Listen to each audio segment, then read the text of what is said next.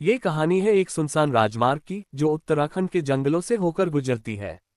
ये सड़क NH709B के नाम से जानी जाती है, लेकिन रात के समय इसे लोग मौत की सड़क कहते हैं। इस सड़क पर कई दुर्घटनाएं हो चुकी हैं और स्थानीय लोग मानते हैं कि वहां कुछ है जो यात्रियों को अपना शिकार बनाता है। राहुल, एक फोटोग्राफर और ट्रैवल ब्लॉगर, अपने दोस्तों विशाल और अंजलि के साथ मसूरी की ट्रिप पर निकला था। लेकिन उन्होंने एक शॉर्टकट लेने की योजना बनाई NH709B से होकर। टैक्सी ड्राइवर ने मना किया, साहब रात के समय ये रास्ता मत लीजिए, बहुत बुरी जगह है। लेकिन राहुल को एडवेंचर चाहिए था। रात के करीब 9 बजे उन्होंने उस सुनसान रास्ते पर गाड़ी मोड़ दी। जैसे ही उन्होंने जंगल के अंदर प्रवेश किया, मोबाइल नेटवर्क चला गया। चारों ओर अजीब सी खामोशी थी। अचानक अंजलि चौंक गई, पीछे कोई चल रहा है। मैंने शीशे में देखा, विशाल ने हंसते हुए कहा, शायद कोई और ट्रैवलर होगा। लेकिन पीछे कोई गाड़ी नहीं थी, सिर्फ काली परछाइयां जो कभी दिखती कभी गायब हो जाती। राहुल ने गाड़ी की स्पीड बढ़ा दी, लेकिन तभी रास्ते में एक औरत खड़ी दिखी, लाल साड़ी में, लंबे बाल और बिना चेहरे के। राहुल ने गाड़ी रोकी, पर औरत अचानक गायब हो गई। इससे पहले कि वो कुछ समझते, गाड़ी का इंजन बंद हो गया। चारों ओर घना कोहरा फैलने लगा। GPS बार बार एक ही दिशा दिखा रहा था, मोड़ के बाद 200 मीटर, फिर दाएं मुड़े। लेकिन हर मोड़ के बाद वही संदेश आता, मानो वे एक लूप में फंस गए हों। अंजलि का शरीर कांप रहा था, कुछ तो है यहाँ, हमें यहाँ से निकलना होगा। करीब 1 घंटे तक भटकने के बाद उन्हें एक पुराना ढाबा दिखा, शर्मा ढाबा 24x7 खुला। ढाबा लगभग वीरान था। अंदर एक बूढ़ा आदमी बैठा था, जिसकी आंखें लाल थीं और चेहरा अजीब शांत। उसने कहा, तुम्हें उस औरत ने देख लिया है, अब वो पीछा नहीं छोड़ेगी। राहुल ने पूछा, कौन औरत?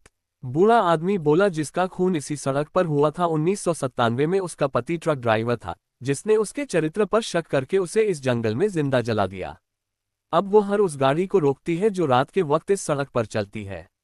राहुल, विशाल और अंजलि ने फिर से गाड़ी स्टॉप की। किसी तरह वह चल पड़ी, लेकिन रास्ता खत्म ही नहीं हो रहा था। बार बार वही पेड़, वही मोड़, वही संकेत दिख रहे थे। अचानक गाड़ी रुक गई और सारे दरवाजे अपने आप लॉक हो गए। चारों ओर औरत की चीखें सुनाई देने लगी। अंजलि की आंखें ऊपर उठ गईं, वह कांपने लगी। उसके मुंह से किसी और की आवाज निकली, मैं यहां से नहीं जाऊंगी, किसी को तो मेरे साथ जाना होगा। राहुल और विशाल घबरा गए। तभी बूढ़े ढाबा वाले की बात याद आई, वो एक शरीर मांगती है तभी छोड़ती है। राहुल ने हिम्मत करके गाड़ी का दरवाजा खोला और जंगल की ओर दौड़ा। वह उस औरत की आत्मा से बात करने लगा, अगर तुझे शांति चाहिए तो मुझे ले जा, लेकिन मेरे दोस्तों को छोड़ दे। अचानक कोहरा गायब हो गया। अंजलि होश में आ गई और गाड़ी चालू हो गई, लेकिन राहुल गायब था। अंजलि और विशाल किसी तरह सुबह होने पर उस सड़क से बाहर निकल आए। 1 हफ्ते बाद अंजलि ने अपनी नई व्लॉग वीडियो में राजमार्ग के बारे में बताया। लेकिन जब वीडियो अपलोड हुई तो बैकसीट में कोई बैठा था, लाल साड़ी पहने, बिना चेहरा। राहुल की कुर्बानी के बाद विशाल और अंजलि किसी तरह घर लौट आए। लेकिन अंजलि अब पहले जैसी नहीं रही। वो हर रात चौंक कर उठती, कहती वो मुझे देख रही है। उसी सीट पर बैठी होती है जहां राहुल बैठा करता था। विशाल को भी अजीब अनुभव होने लगे। उनके घर की दीवारों पर खरोंच के निशान बनने लगे और कभी कभी मोबाइल स्क्रीन पर बिना खोले कैमरा ऑन हो जाता। दोनों ने मन बनाया कि राहुल को मुक्ति दिलानी होगी। उन्हें फिर से उसी सड़क पर जाना होगा। एक रात दोनों NH709B पर वापस लौटे। रास्ता वैसा ही सुनसान था, लेकिन इस बार एक नई चीज दिखी, एक पुराना टोल प्लाजा जो पहले कभी वहां नहीं था। प्लाजा के केबिन में बैठी थी वही औरत, लाल साड़ी में, बिना चेहरा। उसकी आंखें धुएं जैसी थीं। उसने टिकट थमाया जिस पर लिखा था, राहुल अब यहाँ नहीं है, उसे छुड़ाने के लिए तुम्हें जाना होगा वहां जहां आत्माएं कभी नहीं लौटती। टोल प्लाजा पार करते ही समय थमसा गया। घड़ी में 11:59 बजे थे और हर मिनट दोहराया जा रहा था। अब दोनों एक ऐसे इलाके में थे जो किसी और दुनिया जैसा लग रहा था। पुरानी टूटी हुई बसें, जले हुए पेड़ और हवा में सड़ी हुई मांस की बदबू। तभी सामने से राहुल आता दिखाई दिया, लेकिन वो चुप था, बिल्कुल शांत। उसके चेहरे पर मुस्कान थी, पर आंखों में कोई पहचान नहीं। अंजलि दौड़ी, राहुल हम तुम्हें लेने आए हैं। राहुल बोला, तुम्हें नहीं आना चाहिए था, अब तुम दोनों भी नहीं जा सकोगे। राहुल ने बताया कि ये जगह मंडी है आत्माओं की, जहां उन लोगों की रूहें कैद हैं जिन्होंने मौत के साथ सौदा किया था। यहाँ कोई किसी को पहचानता नहीं, हर कोई बस किसी और के शरीर में घुसने की फिराक में है।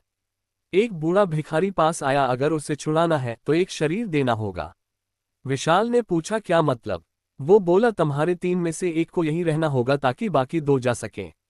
अंजलि ने राहुल की तरफ देखा, वो अब कमजोर लग रहा था, उसकी चमड़ी काली हो रही थी, वो धीरे धीरे गायब हो रहा था।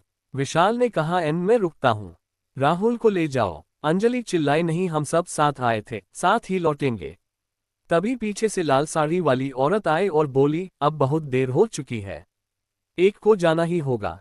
उसने अपनी उंगली उठाए और विशाल की छाती पर रख दी। अंजलि की आंखें खुली, वो अस्पताल में थी। पास ही राहुल बैठा था, लेकिन बहुत थका हुआ। नर्स ने बताया कि उन्हें किसी ट्रक ड्राइवर ने सड़क किनारे बेहोश पाया था।